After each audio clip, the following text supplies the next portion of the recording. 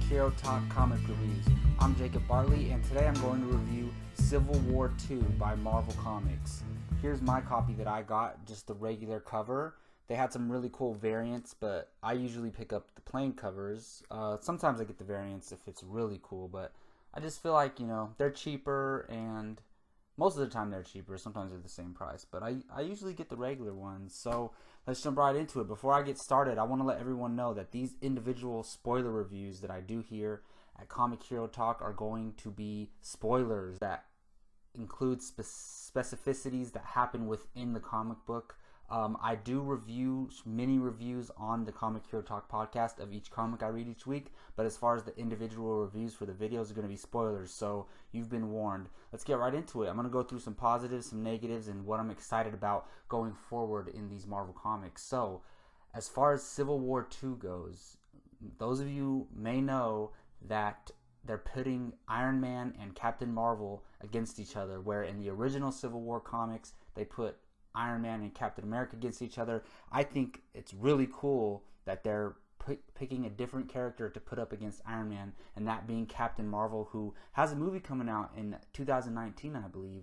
So I think what Marvel Comics is doing is trying to make this character more popular, and I think that's what's going to happen, especially after Civil War II. Other than the fact that they're putting Captain Marvel against Iron Man, I think one of the major positives of this comic is the conflict they created as to why they're going up against each other.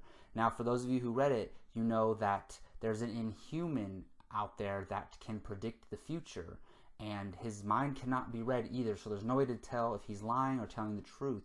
They bring Jean Grey in to try to read his mind. Knowing that this mutant can tell the future, Captain Marvel wants to use this to her advantage and her team's advantage in order to prevent things from happening in the future and solving them before they happen. Iron Man, aka Tony Stark, believes that this is unfair and believes that they should not use this Inhuman to try to predict the future and try to prevent things from happening, because let's say he sees one of their friends committing a crime and then they persecute that person and blame them for that crime before it happens. And I can understand both point of views, so they created a really great conflict in a really believable way for a reason as to why they would fight. Another positive for me is just the huge scope of things and how it literally involves hundreds of characters. And there's one shot in this comic book where you see 50 to 60 Marvel heroes charging at one being, and it's such an awesome shot. Like, I want a poster of that one shot in my room. It is so awesome. So just the involvement of a bunch of different characters. You see Spider-Man in there, obviously. You see Miles Morales Spider-Man. You see Doctor Strange and his other sorcerers. You see the X-Men. You see the Inhumans. You see on and on and on. So I love how this involves everyone, kind of like the original Civil War II storyline. One more big positive for me is the way, by the end of the comic book, something happens, and this is spoilers so I can talk about it.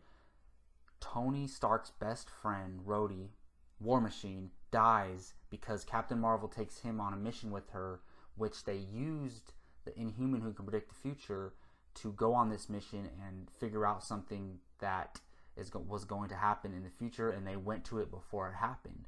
And during this mission, Rhodey dies. And then also during this mission, She-Hulk, who is really good friends with Captain Marvel, gets severely injured, and by the end of the comic, she dies. And I do have a negative regarding this, but I'll get into that in a minute. But just the fact that these characters are going to be so heavily motivated because some people really close to them died, it's a really good driving force for this comic book and for the storyline. That being said, my one big negative is the two characters that died.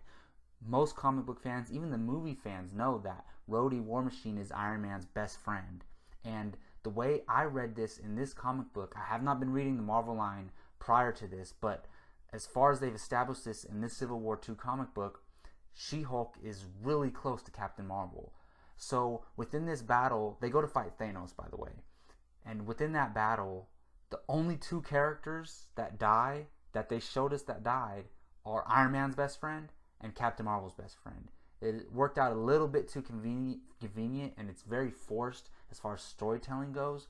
But other than that, I really don't have any huge negatives. I absolutely love this comic. In my Comic Hero Talk podcast, I ran down every issue that I read this week of different comic books, Marvel, DC, and even a Power Ranger comic. And Civil War 2 came out on top as my favorite comic of the week, and it still stays that way. I absolutely loved it. Other than that huge negative, which is the convenience of both of their best friends dying, I really found it to be very compelling and very interesting and fun, entertaining read.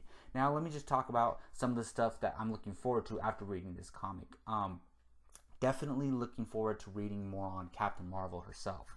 I went and picked up her issues 1 through 5. I believe those are the only ones that are out right now, and I'm going to get to reading those soon and putting those reviews out as soon as possible. I'm also really interested in the Spider-Man storyline, and they're coming out.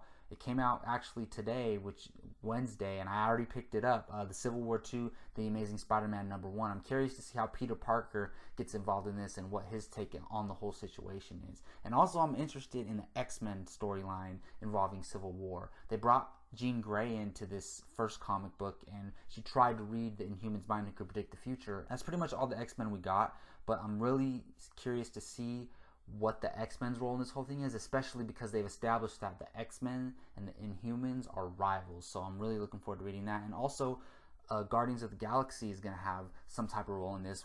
What kind of role are they going to play in this? Because we see on that cover that I showed you earlier, you see Gamora on Captain Marvel's side and Star-Lord on Iron Man's side. So how are they going to have a conflict? What's going to put them up against each other? Alright, well, that's going to do it for my Civil War 2 spoilers review. I want to thank you all for listening. And my name is Jacob Bartley. You can find me on Twitter at JacobBartley_, on Instagram at Jacob Ryan Bartley. You can check out my movie YouTube channel, Apocalypse Movies, and you could always come to this Comic Hero Talk YouTube channel, subscribe, hit that like button, comment in the comment section, let me know what you thought of Civil War 2, and I'll get back to you for sure. Until next time, you all take care.